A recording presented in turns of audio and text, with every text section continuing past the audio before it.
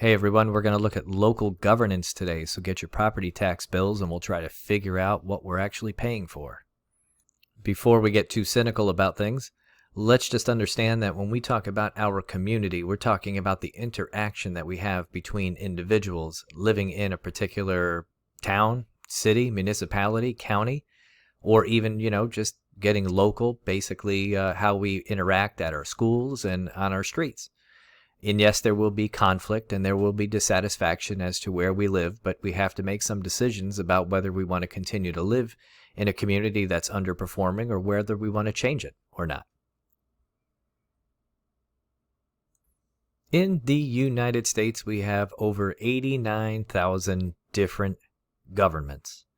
They range from counties to municipalities to townships, special purpose, which would include school districts and special districts, which gives us 89,000 different forms of government. So therefore, we're going to have a lot of overlap and maybe a lot of redundancy that's taking place. I like this chart because it tells you that we're pretty satisfied with our local government. The problem with this chart is that it doesn't tell you much about how we participate in our local governments. We don't participate very much. We don't vote. When it comes down to having a local election. And maybe that's because we're satisfied with the way things work. But we tend to focus on participating at the federal level, and we have a dissatisfaction rate that's, pretty low there. But when it comes to what concerns us directly, where our tax money goes, we're really looking at our local government rather than our federal government and our states. When we talk about how our schools are paid for, when we talk about how our roads are paved, we're really focusing on local government and local governance. And we have to say to ourselves, is it worth just sitting back and not participating at our local level? Yes, we can be satisfied with the way things are working, but at the same time, we need to hold our local elected officials accountable. So like I said, we have over 89,000 different governments, and it doesn't matter if you live in a small town or in a large urban area, you will have some kind of direct contact with your local government. We do have over 3,000 counties in the United States, and they pretty much perform administrative duties. There is a governing body, elected officials. We have maybe boards or commissions, maybe a bureaucracy here and there within our county, Cook County, which we live in, or Will County, DuPage County, or any county that you are involved in the United States. They all have these similar functions. And depending on where you live, you also have different structures, different administrative types. Whether we vote for our county, we have county mayors, do we have county executives, what kind of county officials do we have as well?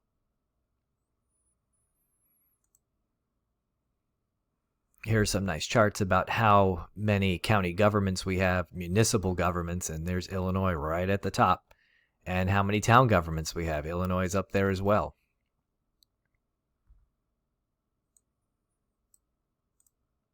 Special purpose districts, look at that. Illinois is at the top of school and special districts. Now, special districts could be something like your fire district or mosquito abatement district and so on. These are your traditional, or I should say your typical structures of county government. There's your traditional county government structure, a county administrator structure, and then also your elected county executive and county mayor structure.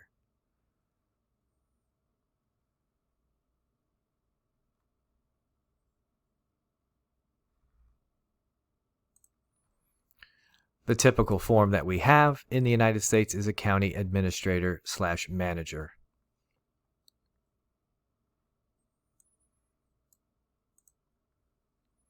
Now, when you look at municipal corporations, we're talking about cities. And when we talk about municipalities, we're talking about cities. And they are formed through municipal charters.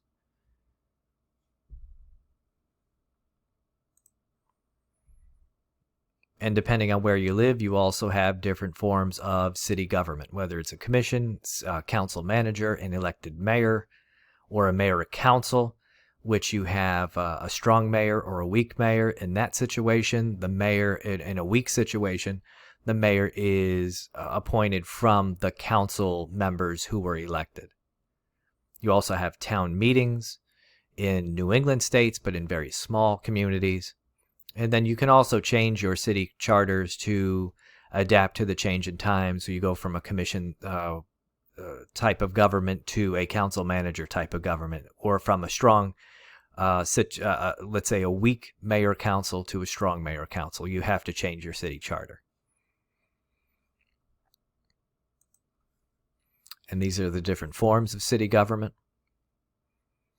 You have your traditional commission form, your council manager, strong mayor council form, and weak mayor council. We in this area tend to see more of the strong mayor council. Maybe we see the council manager, and in certain communities in Illinois, you might find as well the traditional commission form. But most of them tend to be more in the strong mayor council, where you're electing the mayor and the council members separately. They also might have a manager that is appointed from the mayor and the council, but you'll traditionally find a council manager form with that, but you might also find a manager here as well. The weak mayor council format, you find that the council is selecting the mayor from these group of people here.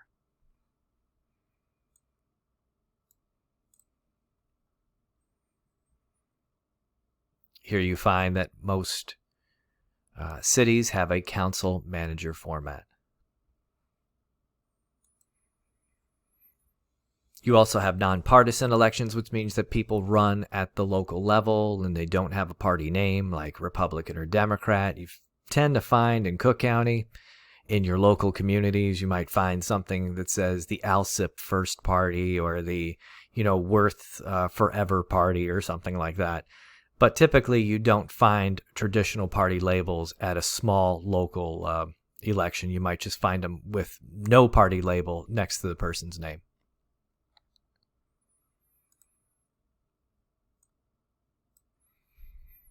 You also have what people believe in terms of, should we have more increased powers, decreased powers, the types of city managers we need to have. Should we have ward elections where we elect people? And I'll show this in the Making It Real, in how we elect our councilmen. Should it be at large or should they be in district? And I'll show you a couple communities that elect their local officials differently.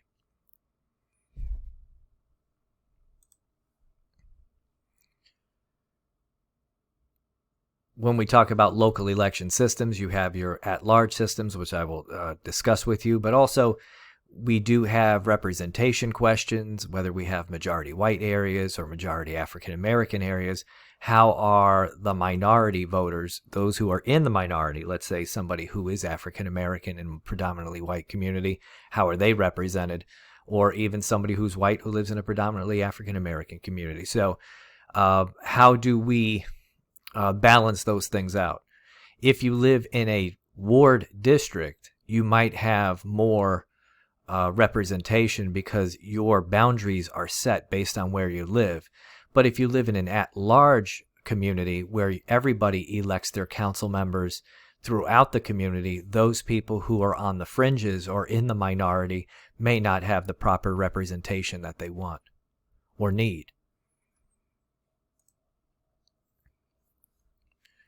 And then finally, special districts and school districts. This is big time down here. This is Illinois. Most people get reelected. Nobody knows who they are. Why are we electing library boards? Why are we electing fire districts? In many areas, the school district or the special district happens to be tied to the city government or tied to your township or tied to your local town government. But in places like Illinois, we are electing so many people separately from one another.